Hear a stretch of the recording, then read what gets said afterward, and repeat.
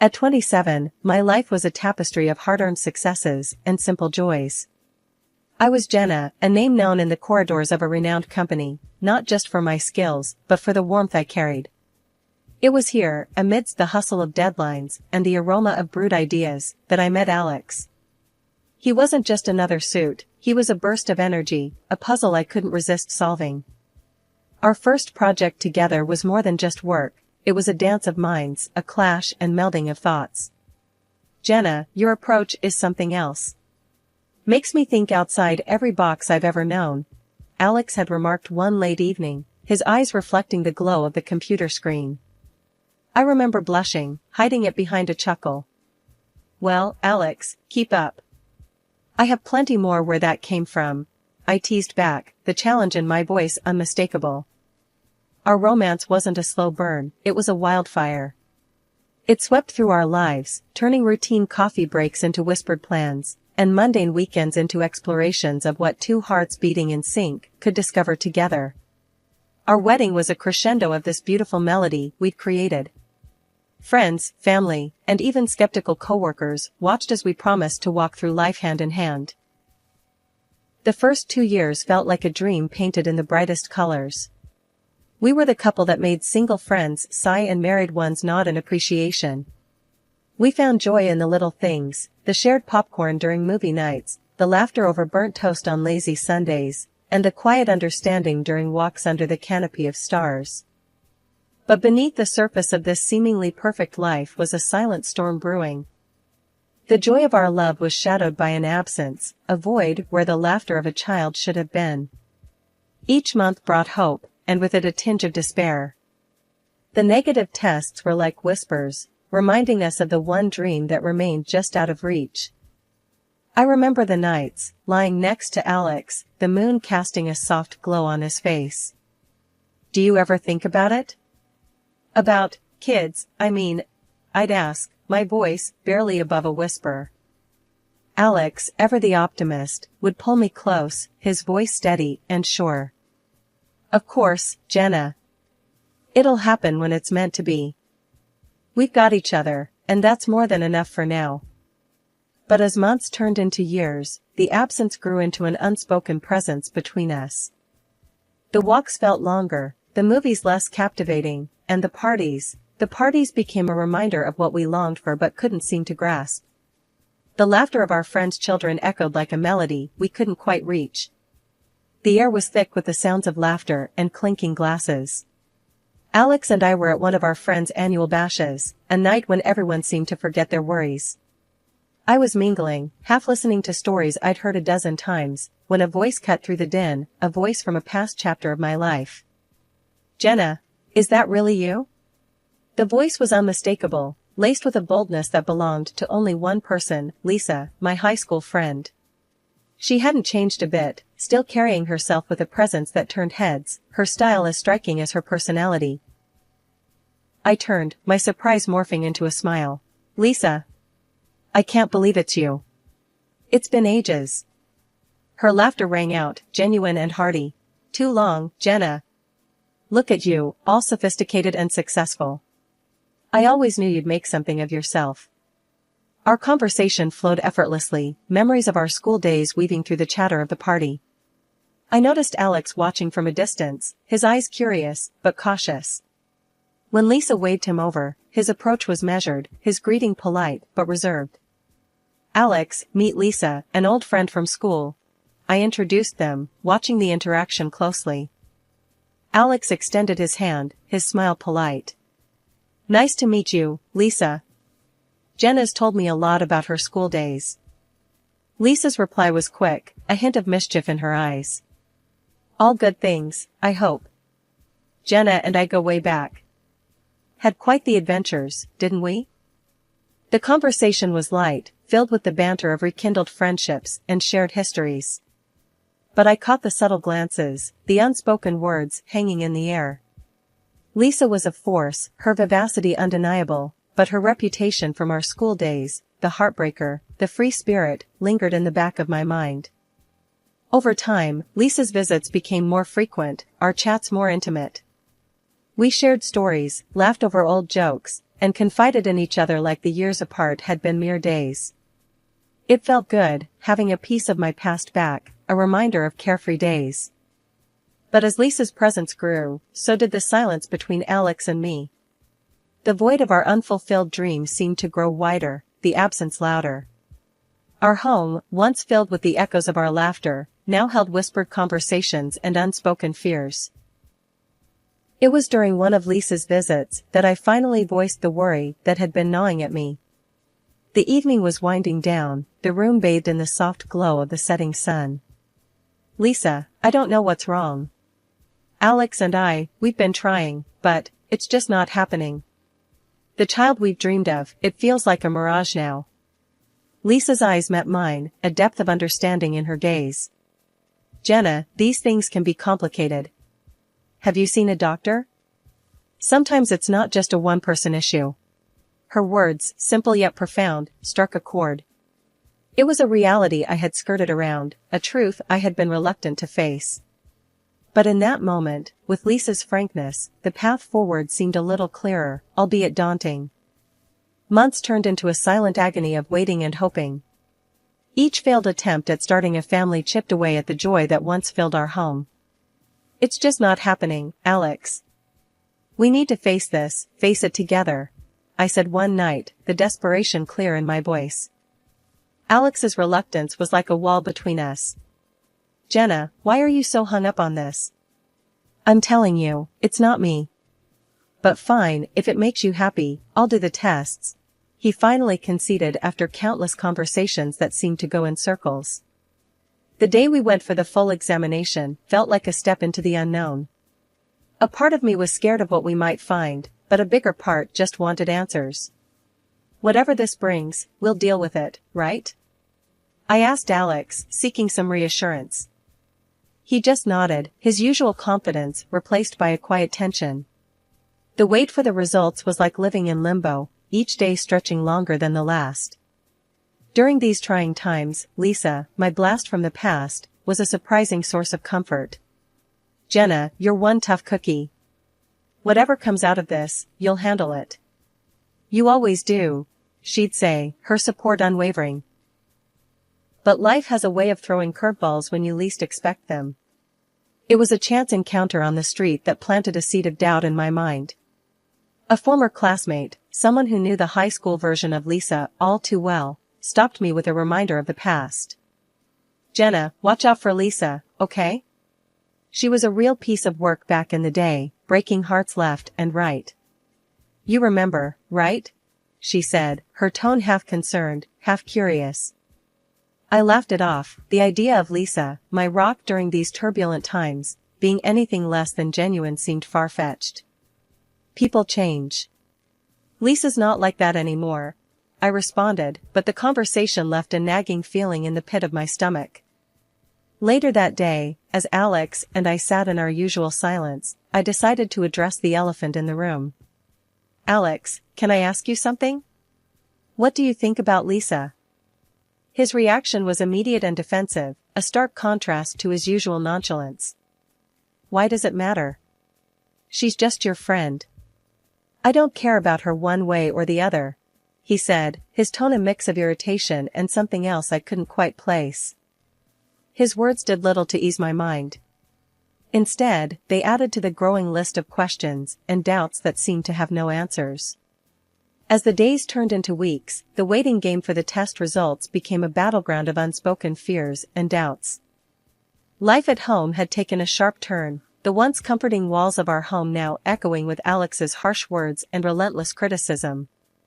It wasn't just an off day or a bad mood, it was a drastic change that hung heavily in the air. "Jenna, can you try a little harder?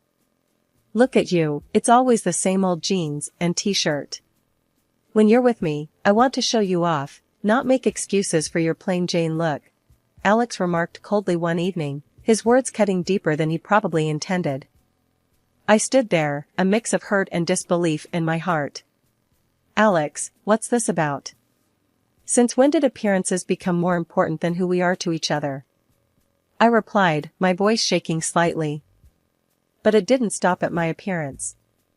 It was everything, my cooking, my cleaning, the very essence of my being. Jenna, this meal, it's bland. And the house, it looks like a tornado hit it.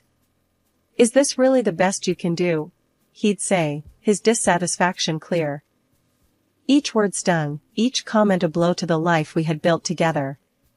Confused and hurt, I turned to the one person who had become my confidant through it all, Lisa. Lisa, I don't know what's happening.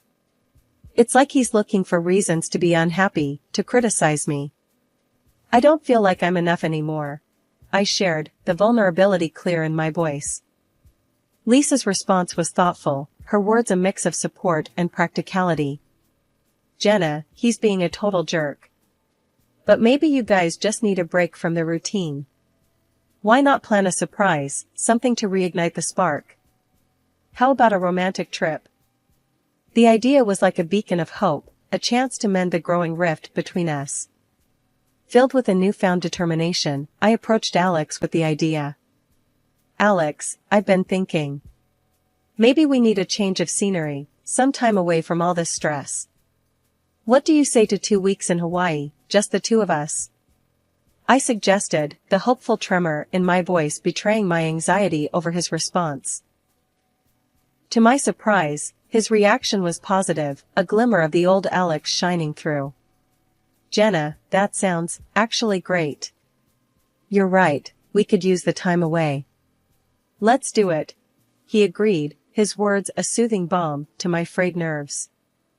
In that moment, I allowed myself to feel a flicker of hope, a sense that maybe, just maybe, this trip could be the bridge back to the love and understanding we once shared. The idea of a romantic getaway, of 2 weeks in paradise with the man I still loved, felt like a lifeline, a chance to turn the page on the recent bitterness and start a new chapter. The days leading up to our Hawaii trip were a whirlwind of anticipation and preparation. Alex, taking charge of the arrangements, insisted on handling everything.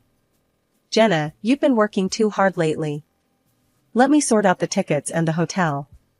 You just focus on packing and getting ready for our escape, he said, a smile playing on his lips. I was touched by his thoughtfulness, a glimpse of the man I fell in love with. That's so sweet of you, Alex. Thank you, I could really use the break, I replied, my heart light with the promise of a fresh start. With Lisa's help, I dove into preparations. Shopping for the trip was like weaving dreams into reality. Jenna, this swimsuit is stunning on you. Alex won't be able to take his eyes off you. Lisa chuckled as I twirled in front of the mirror, the fabric hugging my curves just right. Thanks, Lisa. I really hope this trip brings us back together. It feels like we're finally turning a page, I said, the excitement bubbling within me like champagne. The day of departure arrived, and I was a bundle of nerves and excitement. Alex seemed more upbeat than usual, a good sign, I thought. As we reached the airport, the buzz of travelers and the scent of adventure filled the air. But the unexpected sight of Lisa there turned the excitement into confusion. Lisa? What are you doing here? I asked, a knot forming in my stomach. The smirk on Alex's face and the glint in Lisa's eyes were the first cracks in my carefully built hopes. Jenna, the thing is, Lisa's the one joining me to Hawaii. Not you, Alex said, his words slicing through the din of the airport like a knife. I stood there, disbelief and betrayal warring within me. But Alex, this trip was for us, our chance to reconnect, I stammered, the world tilting around me. His laughter was a sound I barely recognized, cold and distant. Reconnect? Jenna, you're living in a dream. I'm done playing house. Lisa and we're a thing now. Your little vacation plan just turned into our romantic getaway. Lisa's grip on Alex's arm tightened, her victory clear in her eyes. Oh, Jenna, you're such a dear friend. Funding our little escapade, how generous of you. Their words were daggers, their laughter a poison, spreading through my veins. You're leaving me just like this? I managed to say, my voice a mere whisper. He shrugged, the casualness of his betrayal a final blow. The divorce papers waiting for you at home, Jenna. Just sign them. It's the least you can do for us. Left alone in the echoing vastness of the airport, the world around me felt unreal, like a scene from a movie where the protagonist's life unravels before her eyes. My heart was heavy, a mix of betrayal, shock, and an overwhelming sense of loss consuming me. It was then, amid the chaos of my crumbling world, that an unexpected voice reached out. "Hey, are you okay? Do you need help with anything?" The voice was gentle, concerned, cutting through the fog of my despair. I looked up, my eyes meeting those of a stranger. He was about my age, his expression kind, genuine. My husband, they just left me here," I stammered, the words feeling foreign as they left my lips. The man hesitated for a moment, then took a careful step closer. "I'm Ethan. If you want, I can stay with you for a bit, or help you get home, whatever you need," he offered, his tone warm and sincere. His kindness, a stark contrast to the cold betrayal I had just experienced, was a small light in the darkness. "Thank you, Ethan. I'm Jenna. I don't even know where to begin." We found a quiet corner in a cafe, the noise of the airport fading into the background. Ethan listened as I poured out the story, the pain, and confusion evident in my every word. "So, he planned this all along? Took your idea and turned it into this?" Ethan's voice was a mix of anger and disbelief. I nodded, the reality of the situation sinking in deeper with every spoken word. "I feel so foolish, Ethan. To think I was planning this trip to fix things, and all the while, he was planning this." Ethan's gaze was steady, supportive. "Jenna, you're not foolish. You're human, and you trusted someone you loved. That's not foolishness, that's courage. And his actions, that's cowardice." His words were a balm, soothing the raw edges of my wounded heart. We talked for what felt like hours, Ethan's presence a steady anchor in the storm that had become my life. Eventually, he glanced at his watch, a gentle reminder of the world moving on around us. "Jenna, I can drive you home if you want. You shouldn't be alone right now." The offer, so simple yet so profound, was a lifeline. "Thank you, Ethan. I'd appreciate that. I don't want to face that empty house just yet, but I know I need to." The drive was quiet, the hum of the engine a backdrop to my tumultuous thoughts. As we reached my house, the reality of what awaited me inside hit hard. Ethan seemed to sense my hesitation. "Jenna, if you need anything, here's my number. Don't think you're alone in this. Some people, they're just not worth your tears," he said, handing me a small piece of paper with his number scrawled on it. I took it, a small smile breaking through the tears. "Thank you, Ethan. For everything. Today, you were the friend I didn't know I needed." A year had rolled by, a year of healing, of rebuilding, of finding strength I never knew I had. But stepping back into my hometown, the ghosts of my past were waiting, lurking in the shadows of familiar streets and faces. It was in a quaint little cafe, where the past decided to rear its ugly head.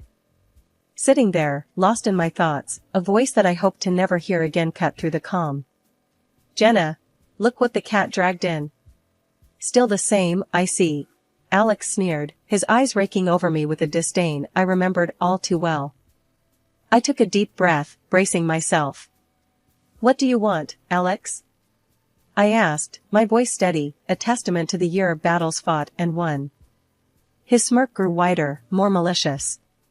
"Just wanted to flaunt my perfect life, Jenna. Lisa and we're married now. And guess what? She's given me a child, something you never could."